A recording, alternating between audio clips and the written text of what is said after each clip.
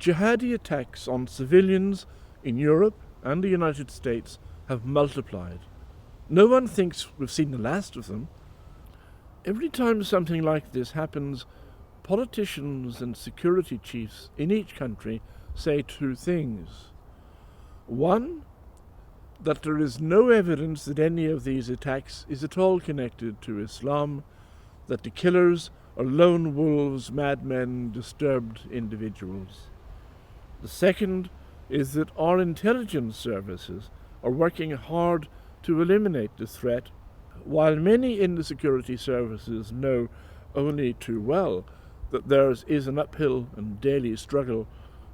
Politicians seldom have long-term vision.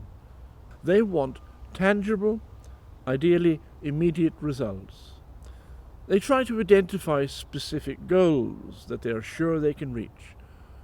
If only they can meet the terrorists' demands, release some people from prison, give amnesties to leaders, make compromises, or offer the heads of terror groups seats at some international conference, things will improve.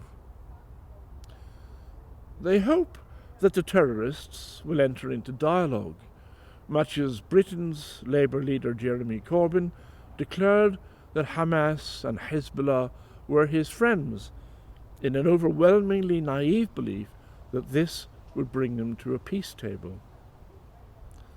Unfortunately, Hamas never saw things that way. Here's a short passage from their charter. There is no solution for the Palestinian question except through jihad. Initiatives, proposals, and international conferences are all a waste of time and vain endeavours. The Palestinian people know better than to consent to having their future rights and fate toyed with. That's pretty explicit, but it's not just a Hamas quirk. All Salafi extremists entertain the same values.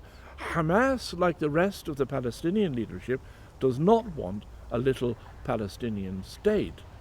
They want to drive out the Jews, destroy Israel, and create an Islamic state in place of it. They have never stopped dreaming of it.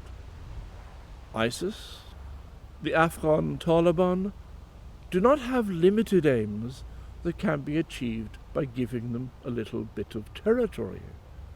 They think this way because this has been an Islamic understanding of the world since the days of the Prophet Muhammad. The basic goal of Islam is to conquer territory or win converts until all the earth belongs to God under the banner of Islam.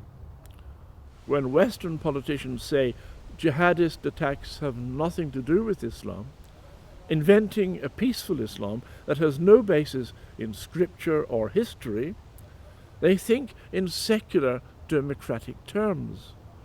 They want to negotiate, to make generous offers, and to fantasize, like Jeremy Corbyn and his acolytes, that they will all sing Kumbaya, join hands across the campfire, and see the error of their ways.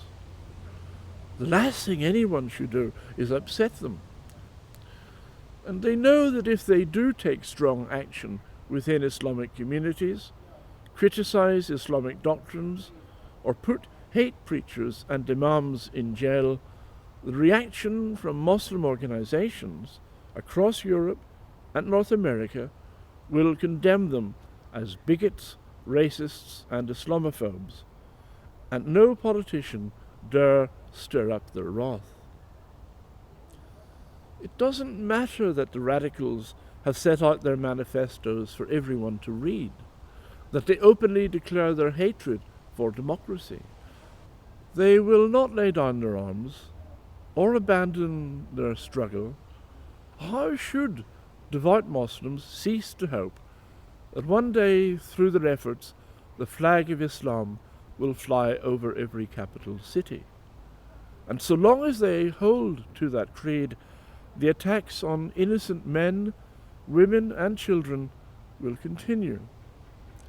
Is it not time for Western leaders to get a grip for once. This is Dennis McKeown in Newcastle upon Tyne for the Gatestone Institute.